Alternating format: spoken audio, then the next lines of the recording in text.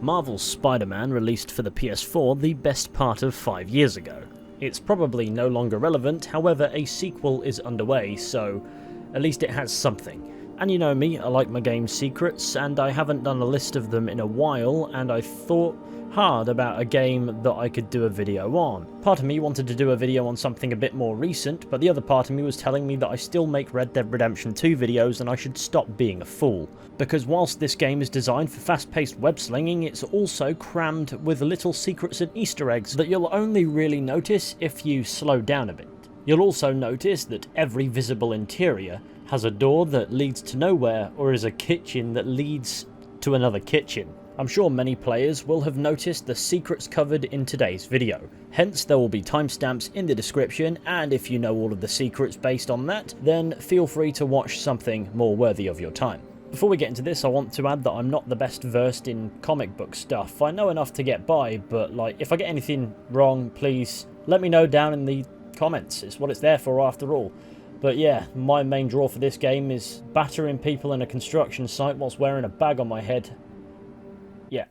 But regardless, please enjoy 10 secrets in Marvel's Spider-Man that many players missed. That's not to say that you missed them, but there are people out there who will have done. Granted, I'm not sure if they'd be watching a video like this, but you never know.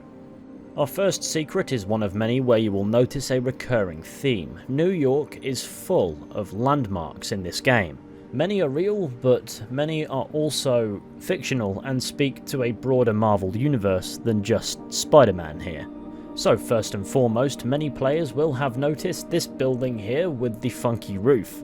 This building is of course the Sanctum Sanctorum, which is of course a nod to the Marvel character Doctor Strange, who uses this fancy townhouse as his base of operations. Upon taking a photograph of it, Cockroach Man will claim that the window is cool, however, he always gets the feeling something strange is going on there. And yes, by the end of this video, you can fully expect me to have given Spider-Man a million other infuriating nicknames too. Our second secret is not a marked landmark, however, you will find it if you head to this custom waypoint in the northern end of the financial district. It's a fancy little firehouse that actually exists in real life. This building is modelled after the Firehouse, Hook and Ladder Company 8 of the New York City Fire Department. However, its exterior's claim to fame came from its usage in the Ghostbusters movies. Since this is based off of a real building in New York, it's hard to just say that it definitely is a Ghostbusters reference from that alone. However, if you go to the back of the building, there is a ghost graffitied on the wall. I think it's safe to assume that Insomniac Games knew exactly what they were doing here. Secret number 3 takes us to the northwestern point of Harlem, where inside this fancy little graveyard we can find the perfect selfie site. Uncle Ben's grave. This secret landmark is relatively well known, most people probably do know about it to be fair, but you get a small interaction and a trophy/achievement for coming here. Hey Uncle Ben, miss you. Doing my best to make you proud. And that's basically it, so there you go. It's also worth mentioning that when Marvel's Spider-Man Remastered released on PC in 2022, people even modded the game so you could play as Uncle Ben's gravestone. It's as wacky as it sounds, but you know what, that's modding for you, and I wouldn't have it any other way. Our fourth secret, which is yet another landmark, because it's a fast-paced game and that's going to be a very prevalent theme, is a marked location at this spot in Midtown, and that is of course the Wakanda Embassy, made distinct by these snazzy purple lights and symbolism referencing the Black Panther. I wonder if King T'Challa got his powers from being bitten by a radioactive panther. Dude's tough, but that'd still probably hurt. Similar to the Doctor Strange reference, it's just a world-building Easter egg that implies that this Marvel universe is as lived in as any other. And although completely irrelevant to anything going on in the game, these characters do indeed exist. Our fifth secret of the day brings us to this unmarked location in the northern portion of Midtown, where around the corner from the Rand Corporation building, we can find a building adorned with the logo for Insomniac Games, the developers who brought this game to us. I don't think they actually have a studio within New York, however they probably wanted to put their logo in the open world of their own game, and that's as fair a reason as any. But that's just a cool little thing you can find whilst swinging through the streets of New York City if you so wish to do so. Secret number 6 references a suit that many players wanted in this game, however it never arrived, and that is the Symbiote suit. The reason is, of course, Insomniac Games were saving it for the sequel, so it makes sense as to why it's not in this game. However, through certain windows, such as one at this spot on the map, and I'm uncertain if it appears in other places too, we can see something that has piqued a few players' interests.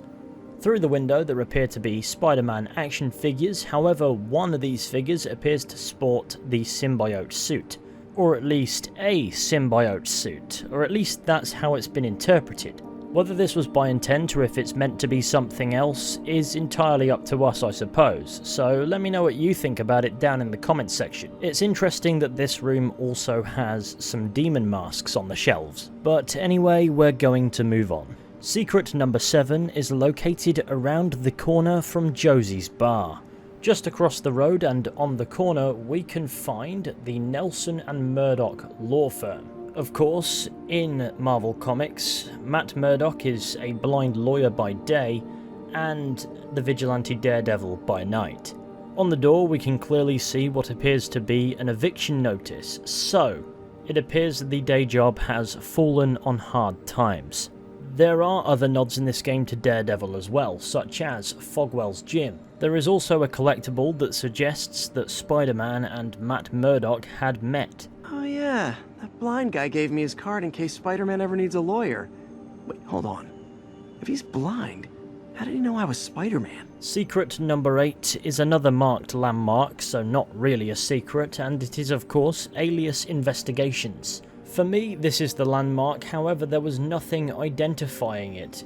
On the flimsy piece of cardboard box, it used to say Alias Investigations, however, for me it just says Homeless Need Help. As you can see on the door, this place appears to have been struck with an eviction notice too. But of course, for those who don't know, Alias Investigations is the detective agency run by Marvel character Jessica Jones. Our 9th secret takes us to this point on the map in the southern portion of the financial district. Here is where there should be the charging bull statue, however due to licensing issues, instead there is a big dog. This giant bulldog statue is a reference to Lockjaw, a big dog in the Marvel comics who can teleport, and that's all I've gotten out of it. But this statue primarily functions as a clever reference, inside maintaining the fidelity to real-life New York, however compressed, whilst also avoiding a lawsuit. And on top of all of that, I love dogs, so a pat on the back for all of the developers who worked on this game. Speaking of this game's developers, our final Easter egg / secret is actually quite in your face and can be found at F.E.A.S.T in Chinatown. F.E.A.S.T is a homeless shelter with wooden floors that are simply far too shiny. However, on the way in you may notice this wall full of photographs, which of course in the game's lore are volunteers at the shelter, I presume. However, a closer inspection quickly reveals that these are photos of real people. These people, I believe, are the developers who brought this game to life. So, now we know where to go to see the faces behind the product itself. I do like when developers put pictures of themselves in the game. It's always a nice feature to have the developers' names in the credits, but also their faces almost hidden in plain sight. And in this game, what better location to place these photos than on a volunteer board in F.E.A.S.T. I can't imagine these are the only developers who worked on this game though. I'd imagine there are quite a fair few more. But there we go, a nice short video with limited fluff going on, at least in my opinion. I mean, you might disagree, who knows. But that brings us to the end anyway, so thank you all for watching. I really hope that you've enjoyed. I appear to have mastered the ability of slowing down time, because this video felt like it took longer to make than it actually did, so, well, there you go.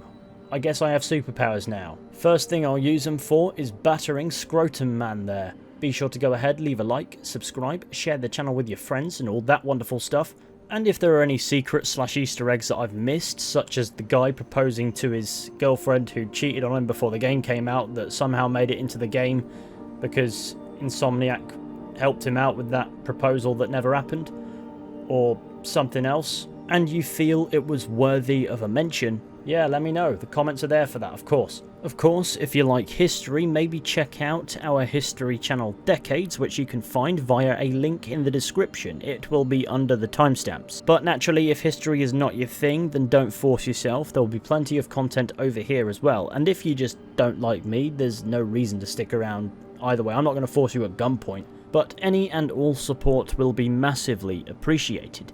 Anyway, thanks again everybody, and I'll see you all very soon with another video at some point, but until next time, take care and goodbye.